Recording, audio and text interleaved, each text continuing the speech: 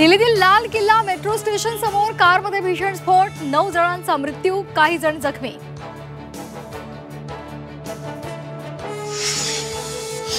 दिल्ली बॉम्बस्फोट प्रकरणाचा पुलवामा कनेक्शन उघड, स्फोटामध्ये जम्मू काश्मीरच्या तारिक आणि उमर मोहम्मद अशी दोघांची नावं समोर। स्फोटासाठी वापरण्यात आलेली कार तारिकची असल्याची माहिती।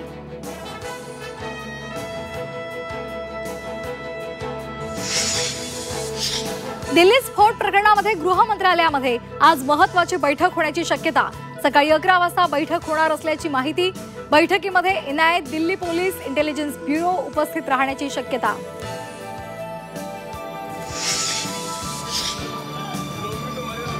दिल्लीमधील स्फोटानंतर राज्यात अलर्ट, मुंबई, पुणे, नागपुरातील महत्त्वाच्या ठिकाणांची सुरक्षा वाढवली, पोलिसांची गस्तही वाढवली, नागरिकांना सतर्क राहण्याचं आवाहन। स्थानिक स्वराज्य संस्था निवडणुकांसाठी भाजपकडून मोर्चे बांधणी, वरच्या निवासस्थानी भाजपच्या जिल्हा निवडणूक प्रभाऱ्यांची बैठक, मुख्यमंत्री फडणवीस मार्गदर्शन करणार।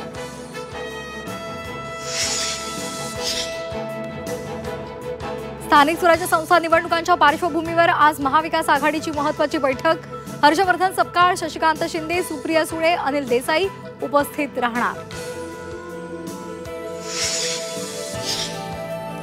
अंजली दमानिया आज महसूल मंत्री चंद्रशेखर बावनकुळे यांची भेट घेणार, झी 24 तासनं उघड केलेल्या जमीन गैरव्यवहार प्रकरणाचे पुरावे सादर करणार।